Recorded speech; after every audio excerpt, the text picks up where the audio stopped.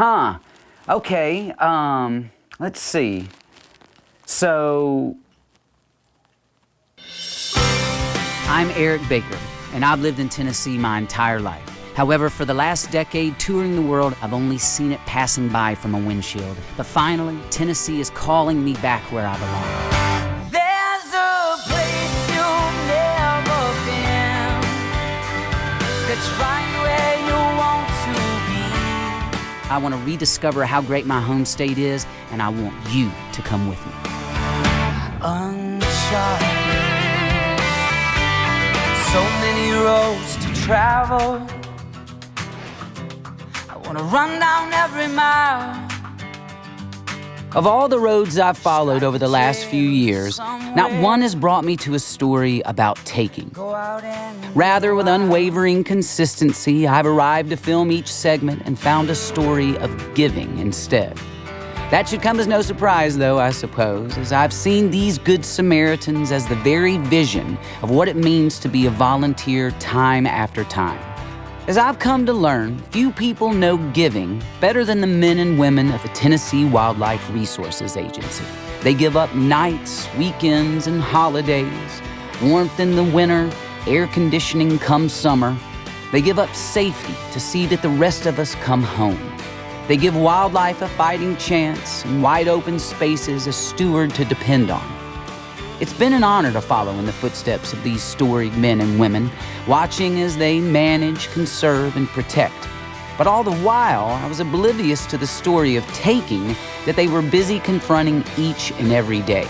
So I paired up with Mark Patterson to gain some perspective on poaching. What we're doing today, are we getting a glimpse into what your day-to-day? It is for part of it, yeah. And of course we do, I do a lot of school programs. I go and do those programs for the kids, like teaching them the hunter ed or showing them different things at the school. I enjoy getting them involved in wildlife and being outdoor people. Well, and that, you know, talking about education or whatever, I mean, teaching them the right way to do things. Exactly. Hopefully, on down the road, you're not going to be busting them. Right. Well, I had a story that goes to that too. I was actually washing my truck last year, and this fella pulled up, and I was talking to him, and he said, "Well, my granddaughter took your hunter ed class last year." I said, "Oh, that's good." He said, "Yeah," and she wanted to go turkey hunting. He said she went, but she saw a hen, and I told her, I said, "Well, why didn't you shoot that hen?" And she goes, "I don't think Mr. Patterson would like that if we did that," and that made me feel really good. Yeah. You've got to fit in with the community and be a part of the community, you know, coach sports or, you know, of course you're going to go to church here and just get out and see people, because those are the people that are going to tell you when something's going on in their community and you're going to know about it. When you talk about being, you know, part of the community, you know, and part of the bedrock of building a better community and everything, I think that's... And that helps the kids not be scared of you too when they see, because they've seen you at school, they've taken your hunter education class, and you know they'll come up to you and you know and ask me, "So you remember me? Yeah. You know you taught me in hunter ed," or something like that. Right. You know, so you want to build a good rapport with everybody, and I try to do that even if somebody's violated the law. I try to be as cordial as I can be, and I mean, people that you have had to write citations to, they still come up to you and say hello, right? Oh yeah, I mean, sure. I mean, you know, I've had flat tires before, and it's people that are, you know, that I've been trying to catch or have caught before. They'll come up and help me with the flat tire or something like that, you know. Yeah.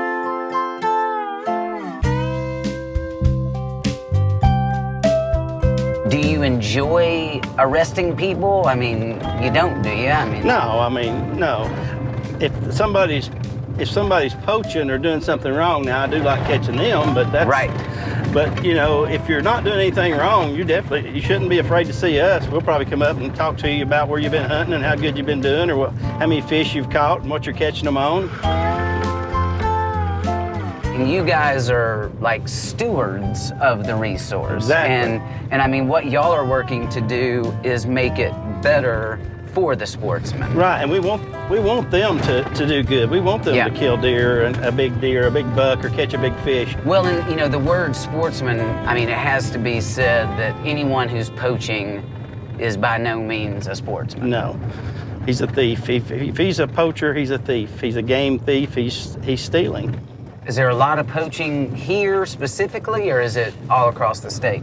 Well, there's quite a bit, but we've got a pretty good reputation as having a lot of poaching in this area, and we have over the years. So what is your definition of poaching then? Well, I would say that it's not following the laws and taking advantage of the resource by, spotlighting, using a light to do it, putting bait out to kill a deer or something, or a turkey, or shooting one off the road, or hunting on somebody's property where they don't allow you on there. But someone who says, "Oh man, it's just a deer," what's it gonna do? I'll give you this example. We had a deer killed in July in front of a school over here. The landowner called me. He said, "I'm so mad." He said, "I was putting stands up for my kid to be able to hunt that deer." It's essentially just stealing from the public. And there's a danger issue to it too, because if you're shooting on somebody's property and you don't have permission, say, to be there, you don't know that he's not out there checking his cattle, or if he's at night and maybe coon hunting back there and you don't see him or something. Yeah. Well, and I guess, speaking of cattle, I guess sometimes people shoot cattle thinking it's a deer. Last year I had 3 different cows shot in a horse. Wow. Sure did. And one of the cows for sure, because it was shot in the eye, which makes you think when you're spotlighting, a lot of times they'll see an eye. And that's what they aim for. Shoot the eye, right. What's the hardest part of your job? Yeah, it's hard to leave, your kids and sometimes when you have to leave them or something in the middle of the night, or your wife's wanting you to go out to eat with them or something, and you're getting ready to go out and you get a call that you have to go on, Right. That's really hard. And you spend a lot of time, weird hours gone, at night. You're not there a lot of times, but the good thing is too, with this job, you can work around till you get to do a lot of stuff with your family. So it's good and it's bad too. So. Right. Well, and you're putting yourself in harm's way too. True. I've been shot at, and a guy tried to run over with a 4-wheeler, and a guy tried to run over with a truck. Man. The guy that tried to run over us was hunting out of season. He tried to run over the first officer, then he tried to run over me, and I jumped out of the way, and he wrecked into a big old puddle of water. It was up about that high, so we were able to arrest him and take him to jail. Well, I'm second guessing my decision to be riding with you. I'll be honest. I guess now's a good time to get deputized, or do I get a taser at least, or some pepper spray? You can just jump in the back of the truck. That's right, exactly.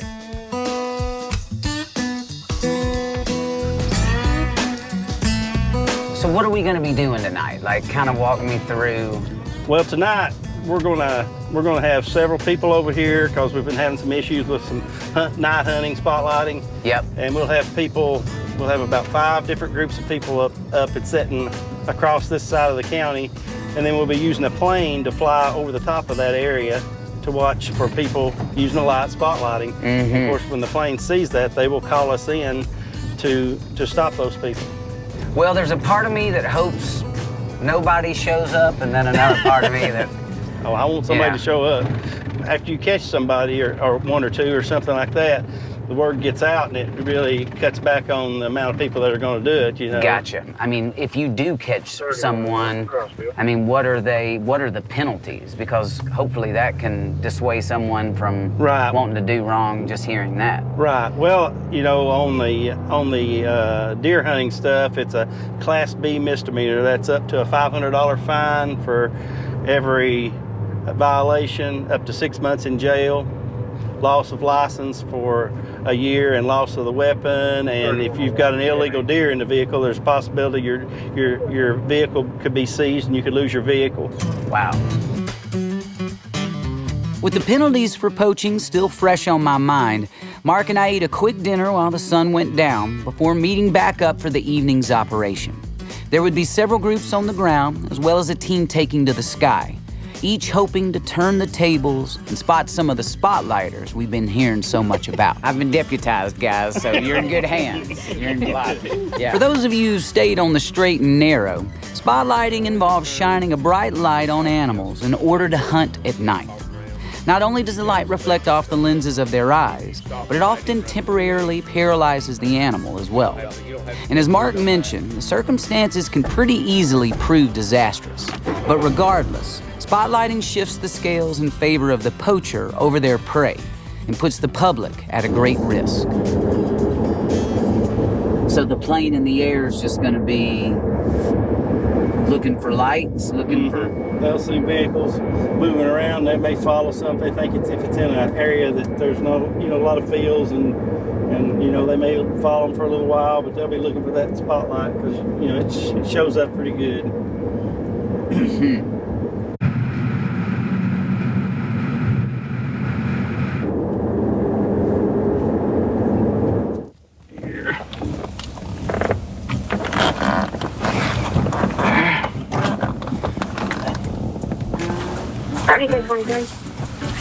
All right.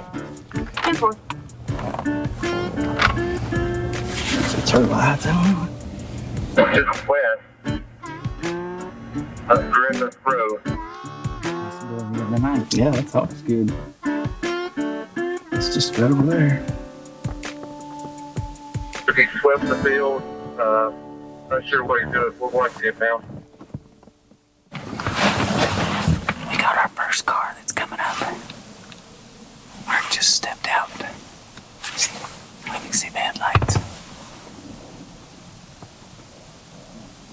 Oh, this is exciting.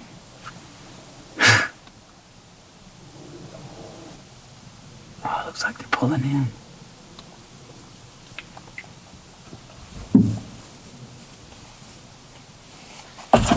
Okay, that's enough right there, guys. What's that? Get out.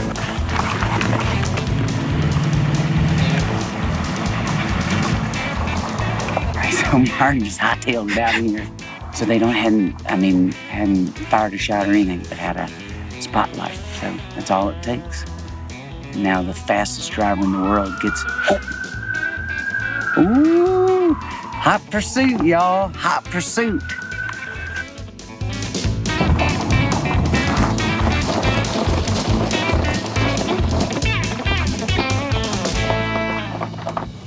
Backup has arrived.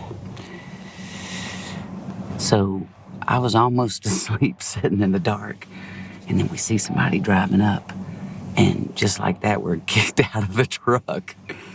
And then Mark's speeding down, chasing after a truck that now we know has 2 rifles in there. And he's literally charging into the dark, knowing that that's a possibility. It's crazy, absolutely crazy. And now they pull these people over, they know they're getting a citation, and somehow they've become friends almost. Everybody's laughing and joking around about it. Crazy night with TWRA.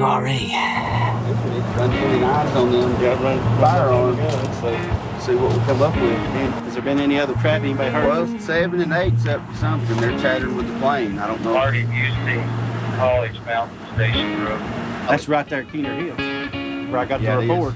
7 shining, 2 nights ago. Okay, we need to go somewhere else. Sounds good, man. All right, appreciate it. So have they lost those rifles, or They're being held right now as evidence for what they did. Yeah, Mark, I gotta say, man, it's probably the most exciting thing that's happened to me in quite a while. It's my heart's actually still racing a little bit. Yeah, it's pretty exciting. As Mark mentioned, items that are confiscated from the commission of a crime are considered evidence. So the next morning, I headed to one of TWRA's evidence lockers to learn more.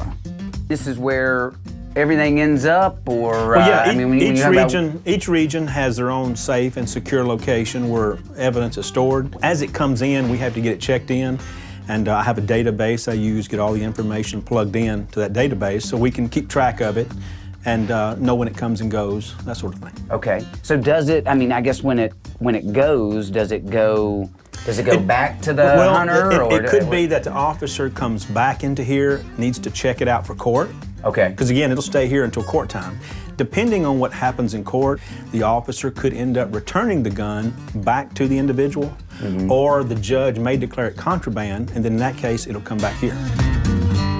I mean, this is literally what I was envisioning. You know, I mean, we've got rows of guns here and bows hanging up and everything, but I also see a lot of stuff that I didn't think that I would see. So, like, I mean... Well, we have... well, for instance, you know, when an officer catches someone this time of year spotlighting, okay.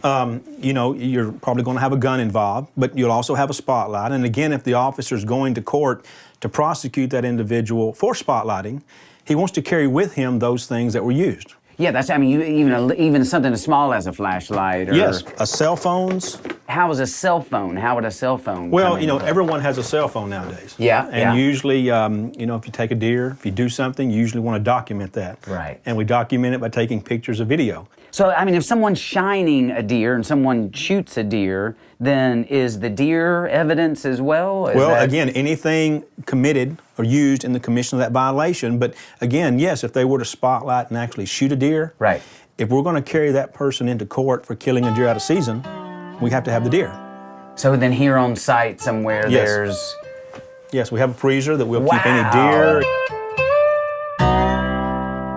We get at the end of a poaching case, and you know, you've got a deer that's in there, or you know, I mean, whatever it is. Is that deer? Does it go to waste, or I mean, what ends up happening? There's occasions, there's times when, depending on the court system, the county, and depending on what was being seized, that it may be that the officer can take that animal, whether it be a deer, a fish, whatever. Okay. You know, if he can document through a photograph for court purposes, do that, but then he can take that fish, deer, whatever it may be, and donate that to a worthy recipient. And, you know, I see like antlers and that kind of thing right there. I mean, it seems like there's some great education opportunity. Sure. Of course, officers over the course of the year have lots of opportunities to gather things like this, but occasionally an officer may come across a set or something he hasn't had before that he can use, and again, depending on the court system, the judge may rule that those items could be used for educational purposes.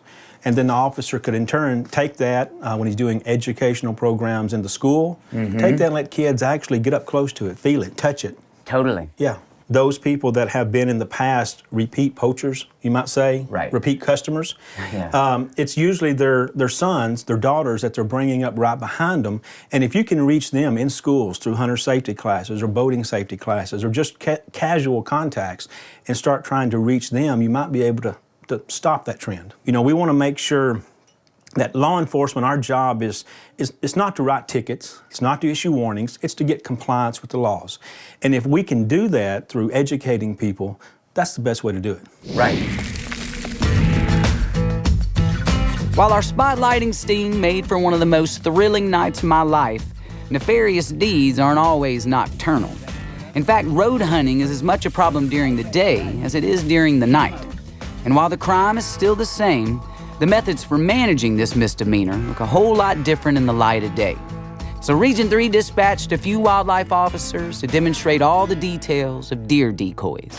While we're doing this, some real dramatic music is playing in the background. This is either the most tame deer I've ever seen, or it's something else. And I believe it's something else, right? It would be something else. What is our friend here? Who is this, and what is this? Well, it goes by many different names. Okay. But this is our mounted deer decoy. Okay. Do we have a name for our friend here? You said many names. What? It has many names. Okay. Around here, its name is Timex. Timex. Timex. Why is that? It takes a licking and keeps ticking. So. Well, you were saying when we set it up that it has a few holes in it, which that means it's done its job. It's done its job. Which, yes. So just talking specifically about Timex's job, how does this work? We use this as a tool to apprehend people that are hunting from a road or hunting from motor vehicles. Okay. Which is a pretty serious issue across the state. You know, you're wherever you are waiting, and then it just sits here and somebody comes along and shoots it? Is that, or? Basically, that's how it works. Okay. Of course, each time we use it, it could be under different circumstances. Okay. We may not use a buck. We may use something else. Okay. But yeah, we generally try to put it to where Our violators are probably going to see it, but just a general person driving by is not even going to probably even know it's there. You guys don't work a normal 8 to 5. So, I mean, this is a regular day for you guys, right? I mean, there's kind of no holiday or, I mean, it's rain or shine, day or night for you guys, right? Generally, when the public is off is when we're the busiest. Okay. So that's the time for us to be working, and it's late season, deer season. They've had all fall to hunt, and so now they're kind of restless, but still want to get out, and it's one of our busiest times for road hunting. Okay. You know, they don't necessarily want to go sit in a tree in it cold weather now. Right. You know, it's so much easier for some of them just to get out and ride around.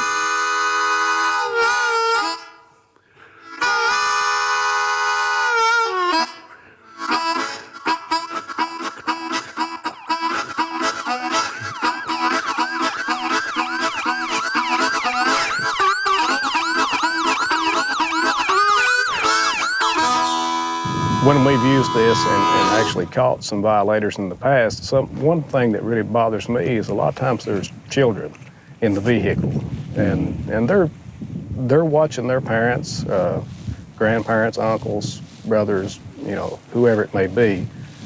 That's the way they're learning to hunt growing up, and that bothers me more than, you know, a lot of things. When you've got a hunter up here in the woods, Okay. you know, and you've got somebody just driving down the road, they don't know that they're there. Right. And you know, they could be cracking a shot. Especially this happens during turkey season when you get a road hunter shooting turkeys, because turkey hunters tend to use decoys. Okay. And they set those decoys, you know, maybe 20 yards from them. And here you get a road hunter comes by, sees those decoys, and think that's a turkey. Well, guess where they're shooting at? But it also it puts sort of a black eye on the image of the Tennessee sportsman. And specifically, you saying that, you mean like someone sees someone poaching or has an experience with that, and they associate every hunter with that poacher. Yes, I mean, you have members of the general public who don't hunt. Right. And when they see people violating in this way, they automatically assume that that's the way all hunters are. And that's not what we're trying to, we don't want to have that image blemished. Yeah, I guess we're getting a glimpse at some of the hardest parts of your job. What's one of the best parts of your job? Well, to me, the best part is working with people, especially the sportsmen in the state. And I know, and Johnny, I'm sure he'll say the same thing, that our area where we're at has some of the best sportsman groups around. And they do a lot for the community, a lot for the young hunters that are around. And, you know, as anybody can tell you, those are our future. They are definitely our future. And we have a lot of good groups and a lot of good people that we work with. And I enjoy that probably more than anything else. Right on. Johnny, cheers, man. Good luck. Y'all stay warm. Thank y'all for letting us come out here, and thank you for what y'all do. Appreciate it. All right, man. And Timex, you keep on ticking. Many of you are likely unfamiliar with the few verses that make up our theme song, just as I was unfamiliar with poaching and the problems it presents. 3 seasons back, when I first sat down to draft a song for our series, I never could have guessed all that it would foreshadow. Unknown but not afraid. Unknown but not afraid, go the lyrics. Charge into the dark. On the journey of a lifetime, the first step can be the hardest part. You see, this show has held a lot of meaning for me. It's helped me reconnect with my childhood, keep traditions alive, and even keep my cholesterol down. So I'm going in. There were a lot of challenges along the way. A lot of late nights, even earlier mornings, and more moments of me doubting myself than I'd like to admit. There's a place you've never been. But just as I had hoped, somewhere while we were out on the road, I began finding places that I'd never been. Places that were right where I wanted to be. Uncharted. As it turns out, I wasn't alone in all of this either. As each episode aired and I asked our viewers to get up and get a move on, to cast their cares away, Cast your cares away. we all realized that while some people call it getting lost, we were finding our own way. I call it finding your own way. Honestly, that was the idea. The goal of all of this was to get us outside, appreciating the things that matter. And as I said in the beginning, that made for a lot of stories on giving. But whether we were in West, Middle, or East Tennessee, one red thread ran through each experience, tying them all together: the men and women of the TWRA. It's thanks to them that those places we've never been are still there to be discovered. And it's thanks to them that anglers across the state can truly cast their cares away. Often these men and women charge into the dark, facing the unknown in the name of keeping our communities safe. You see, I expected to find a long list of adventures and a deeper appreciation of our state. But what I didn't expect was to gain an appreciation of one of the agencies making it all possible. If you want to hear a play, just stop, step out.